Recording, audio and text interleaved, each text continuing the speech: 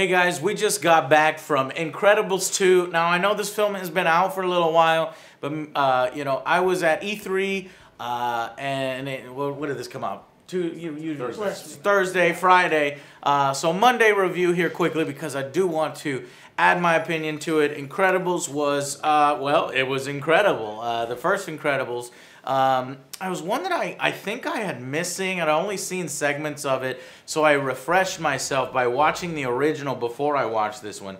It was just as good. It was amazing. It kind of had this sort of charm to it. It's less kind of like a dynamic, less scripted feel to it, and charming in the sense that we've seen it done so many other times, you know, like superhero families or this sort of awkwardness kind of thing going.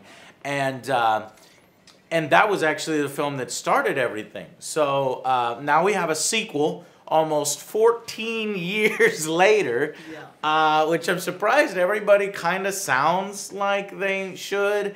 I think maybe the mom sounded a little bit older, but and I think they sort of got, but they nailed the voices mostly. I was thinking that there'd be some kind of, you know, time skip there, but there's no time skip in this. In fact, this film picks up as the first one is ending. It's literally just a continuation of the story. And the storyline of the first one is that, you know, superheroes had gotten banned and they were sort of living underground. They continue that here. And this is a story about how they put Elastigirl, which is the mother character, front and center. In fact, she's the main character, I'd say, probably of the film, most of this film. In order to try to galvanize public support to bring superheroes back. And there's, you know, this villain out here, sort of a mind control villain through... Screenslaver. Yeah, exactly. Which I guess is relevant to today's problems and issues with, you know, iPads and social media's taking over everything. But it wasn't too pervasive. And ultimately, the film was really enjoyable. At least for me.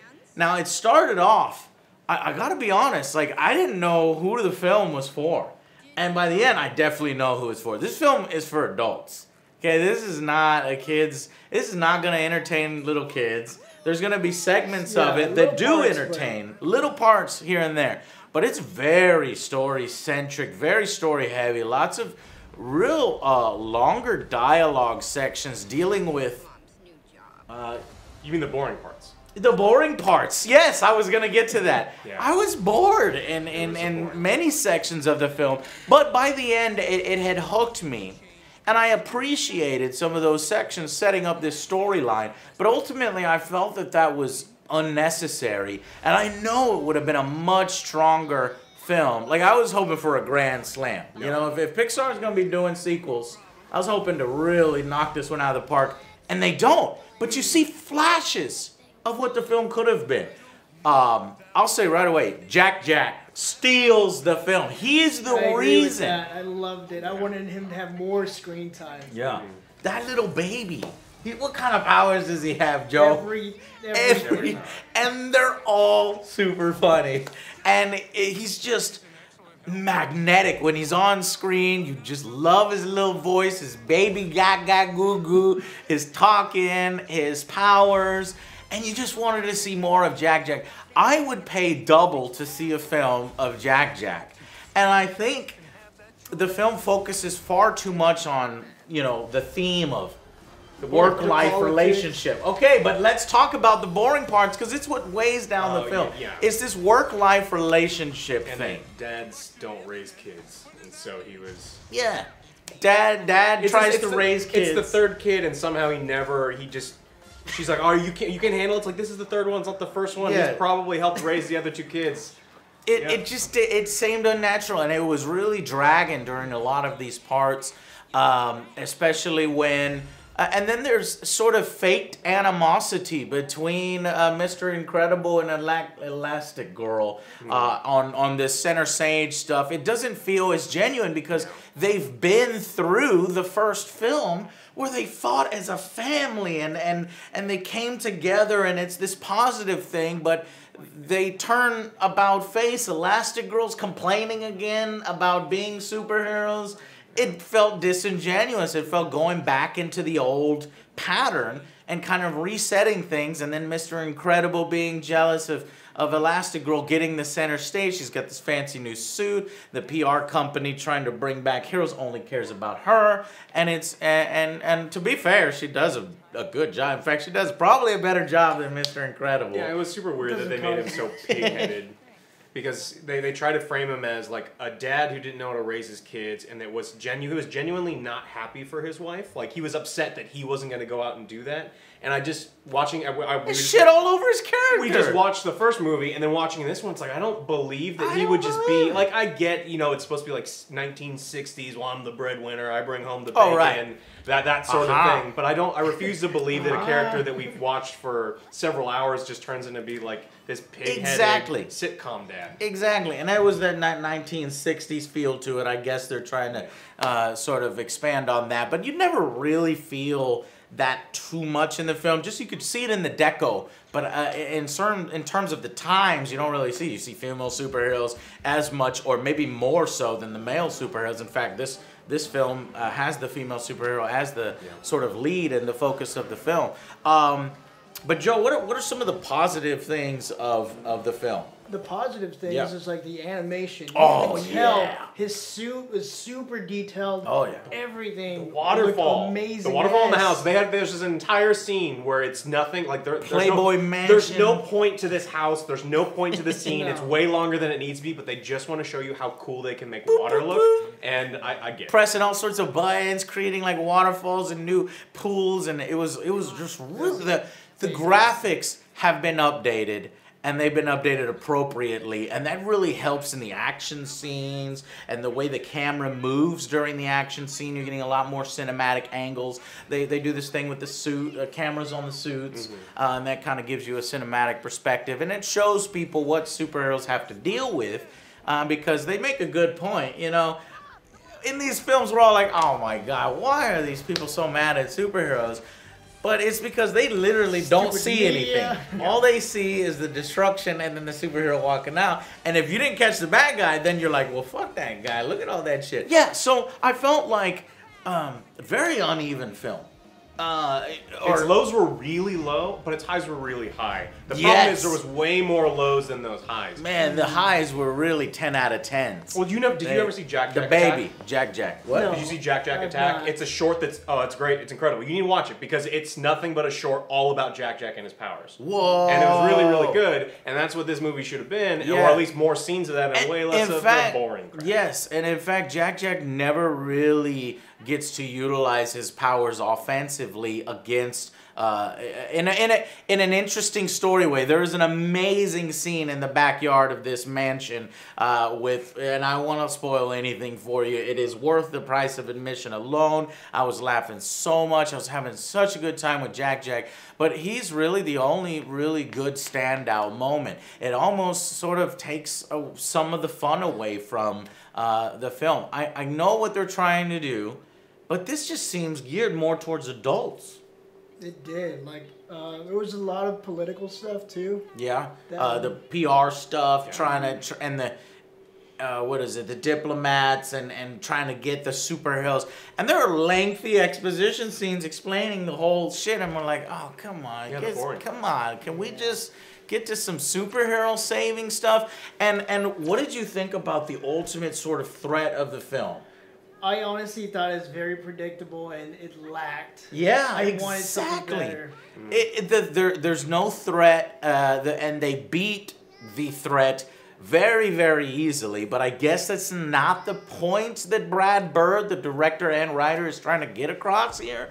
Or it just was wholly unsatisfying in terms of the villain character and sort of who they have to fight to overcome it in the climax. While the climax was satisfying in certain extent, you just didn't feel, tension in the scenes. Because, they're going to beat up. I mean, we got this baby who's got 17 different powers and just randomized. All of them? Yeah, and you want to see them all in. But, yeah, so...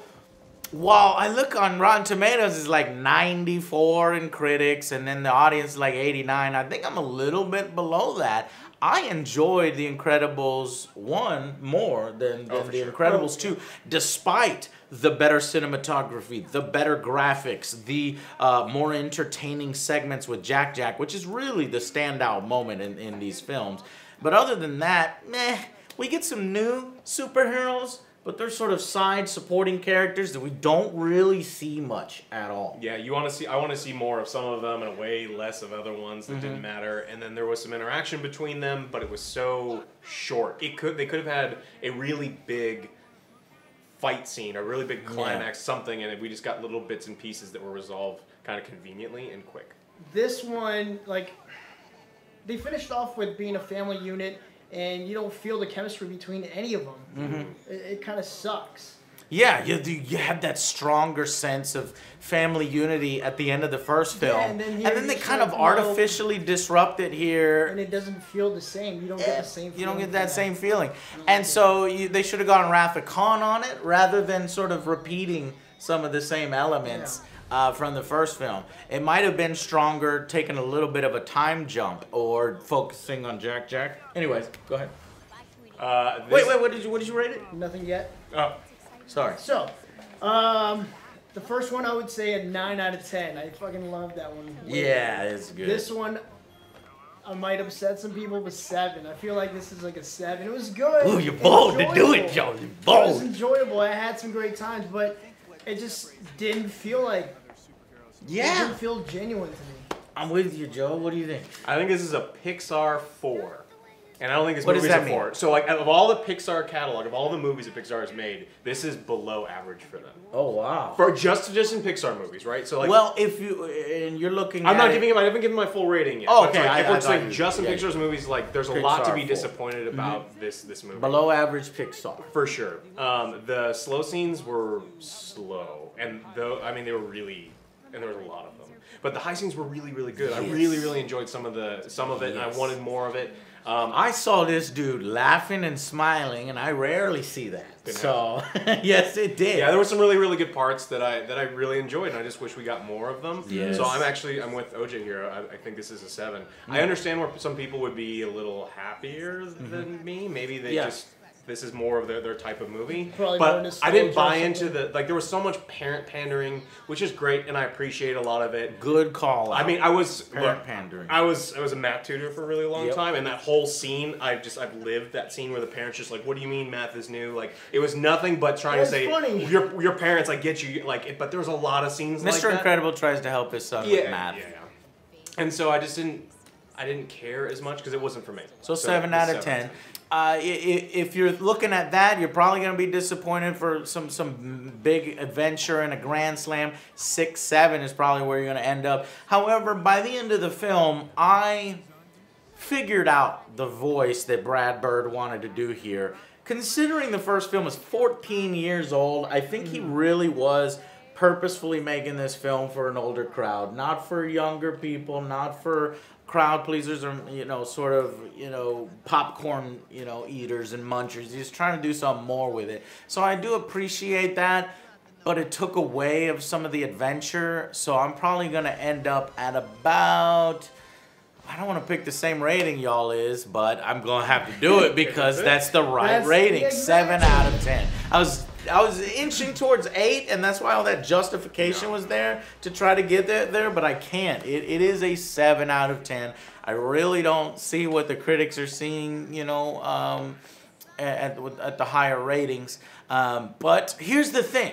7 out of 10 does not mean it's a bad film. It doesn't mean it's a film you shouldn't go out and see. In fact, I'm gonna give it a badass seal of approval. How about that? As a sort of extra stamp of bonus to let you guys know that I do, in fact, love the film, and I want you to see it in theaters. And the whole argument that all Pixar, shouldn't be making sequels, they should make original content, I agree in many aspects, but when you can show flashes of brilliance in a sequel like this, and you were just focusing in the wrong areas, I really want them to give it another shot. You know what I mean? Incredibles 3 focusing on that Jack Jack baby character, or give me another Jack Jack Attack 2. I'll go watch Jack Jack Attack 2. So, I'm excited. Pixar is going to have 5 new original properties. It's either 4 or 5. after Toy Story 4. Because they're getting a lot of flack for doing sequels. And they said, we don't want to do sequels, even though they started doing sequels to Toy Story. Yeah. And then Cars, which really didn't deserve it. I only watched the first one. Yeah. And so now in Incredibles 2, you know, I hope they do an Incredibles 3. That's what I'm trying to say. Because I think they do give it one more shot. And don't listen to people saying, oh, we don't want sequels. Because if you do them this well, and you can target it a little bit better, they're well worth it, and you'll enjoy it. Just have the family stick together. So you spend the first time doing Incredibles 1, bringing the family together, and at the end, you see that unity. It's amazing. And then on this second film, it just falls apart. It felt ruined. Yeah, well, they spent the first hour. They do get back together. Well, they break them up for the first hour and a half of the true. film, and then they only get back together when the movie starts getting exciting. Yeah. So it's like, give us all of them together. And that's where you should go with the third one. Yeah, just fighting. bring them all together. But they isolated the mom character for the longest time, sidelined the dad character. This is the weaknesses. We're bringing back weaknesses. You see, we're a little conflicted because we like it, but we can see the glaring weaknesses. As critics. It's a good movie. So let's do a very short spoiler section. Not really much to spoil here in this kind of thing. So thank you so much for watching, and we will see you guys on the next Angry Joe Show.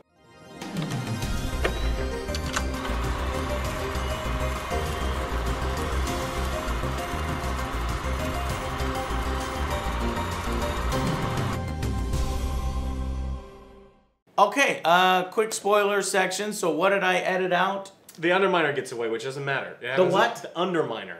The fucking guy. Oh, the mole guy. Yeah, the mole guy gets away. I thought you spoiled. I wasn't listening 100%. No, like, he gets away, he just doesn't matter. Ah, well, fuck. Okay, so the Underminer doesn't matter. He gets away. But I thought you revealed who... No. The scanner person. What's the Screenslaver. Screenslaver turns out to be the sister character of this new PR firm. Oh yeah, it was extremely predictable. I was hoping that maybe it would be none of them. It's a Pixar film. Yeah. A lot because of kids, it's fine. There's it was too predictable. It was either going to be the guy or the girl. And honestly, the girl's sitting there in the shadows. She's just trying to get real close to Elastic Girl, talking to her. I'm like, it's fucking her, and it's fucking her. So predictable, so, lame reveal. And it just felt like, a do-over from the first film where they do this, oh, hey, it's... In fact, I should have put this in the review. They repeated the first film too much. Because remember, it was the father going out on superhero adventures on the island, beating up the robots. And they were like, oh, great job, we're going to bring the superheroes back, and we love you doing your superhero thing. What did they fucking do? They did it with a girl. And the girl's out there in public, oh, great job, we're going to do the superhero. And then they betrayed him. And then they betrayed her. It's like, what the fuck? Oh, now I see what some of the top critics would say about creative bankruptcy, except for none of the critics said that. It's getting super high ratings. It was just these other articles that were written before this one came out that were talking about how Pixar's creatively bankrupt because they have to do sequels. And I think that's bullshit. Just because they released one sequel that wasn't as critically acclaimed, it was like Finding Dory came out at the same time. It was like Zootopia and Moana, which were better films and crowded out, Finding Dory. They were like, oh, the sky is falling, Pixar is finished. Well, at least they got to get the clicks, so that's the way they were writing the articles. They were just saying that, that they don't like the sequels and we hope we see more creative stuff, which was always on the slate. Pixar's not changing with that. They're always going to bring the originals. But I'm in the camp that says, let them do some sequels if they have some good ideas. And this one had some good ideas in it, but like Joe hit on in the review, the story was really weak. And it was because it was a repeat of the fucking first story, and you saw it coming from a mile away, and it was really melodramatic stuff with the functions there. And for me, I had more tension about the boat hitting the island than the whole fight with the bad guys. Yeah, isn't that crazy? They resolved those fights so fast. The baby, the baby was mad that he couldn't see his mother's eyes, when he found his mother and she's being mind controlled and her father is mind controlled and everybody's mind controlled. Frozone, and the baby just, you know, lifts the bell. Oh, it's done. It's fucking done. It's over. We resolved the problem. And it's so easy to knock those glasses off everybody. You're like, man, this villain was kind of lame. She didn't really plan for that. Put like a full Screw lock on there. Yeah, There's no lock, no like. Yeah, you'd be fucked. And her whole plan was stupid anyway. Why get them to sign make superheroes legal, then do it? You could have just had superheroes come out and done it at any time. Had superheroes come out and start attacking. Then they're like, we are definitely not bringing these. Or just do nothing. Yeah. They were already illegal.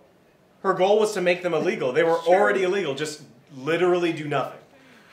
Let them be illegal. Well, I think maybe it wasn't explained, but you know, she's not able to stop her brother from doing, because her brother was doing great work. They're about to get it to fix, so she's like, okay, he's gonna get it passed, so I'll engage right when we're about to ruin everything. Maybe. So she was gonna be the yang to his yang, yin to his yang. It's a kids movie. The story. Oh no, it's not a kids movie. This is for adults because the kids were fucking bored. We had some kids in the theater. The only time I heard them laughing or having a good time or sort of emulating the film was when Jack was up on screen and everybody was laughing. Everybody was engaged. The raccoon scene. The raccoon scene is the best scene. What happened in that one? So basically, Jack is watching TV late at night. He sees this burglar. Obviously, he has a little mask, and he looks out the window, and he sees a rat in the trash can. He sees a raccoon with a bandit mask. So it's a villain. He has to go out there and fight it. That was actually the best villain fight in this film. Yeah. Jack's fight with the fucking raccoon is the best villain fight in this film. Wow. And it was amazing. The baby's using power. And this raccoon, man, he got to show off his powers, too. The expressions were so amazing on the raccoon because at first the raccoon's like, little baby, you want to beat this baby up. And then they're fighting, he's getting his ass kicked, and then he sees all the powers and he's like, oh my God, fuck this. But then he gets mad and he's still fighting and he's still coming back. And by the end, the raccoon is still staring down the baby at the end. He comes back later, but the baby falls asleep. I just wanted to see a whole fucking movie of that. Raccoon brings. Jack. Yes, I cannot wait. In fact, I'm gonna end this early so I can go watch Jack Attack, guys. Thank you so much for watching, and we will see you on the next Angry Joe Show. Bye, guys. I do think it's an average film. For Pixar. Pixar, I think their average is way higher than everyone else's. Not anymore. The golden age of Pixar is over, and you agreed with that. I do, but that doesn't discount that the catalog from the golden age doesn't go away. It's still part, and it's weighting the average towards the higher amount. So it's still very much there. The average Pixar film's probably an 8. Yeah. And so this one is definitely below that. I'd say the average golden age Pixar is definitely a 9. Oh yeah, that's why it's the golden age. But if you factor everything in, 8. Finding this one Dory, was below. But have that for this film? Nah. But yes, it's as a kid, probably 5 as a kid's film. Maybe kids will like it. I don't know. Well, even at the end, though, whenever they arrested that chick, they're like, well, she's rich, so she'll probably just get a slap in the hand. She'll be out. Yeah, so that's another thing. I was like, the villain's just going to get out, and the brother didn't say, no, I'm going to make sure she stays in prison. No. She almost killed the whole fucking city and almost murdered you people. And frame the pizza guy. And he doesn't say anything. Free the pizza guy. Yeah. Free the fucking pizza guy. What the hell? The pizza guy was the slaver's fake. And damn, that was an athletic pizza guy. Yeah. You know, she manages to locate his signal, goes to his hideout, fights with him, and he actually well, he's hypnotized, so maybe that gives him martial arts powers. I don't know. But yeah, so okay, that's it. That's all the spoilers. Thank you so much for watching, and yeah, thank you. Get out of here.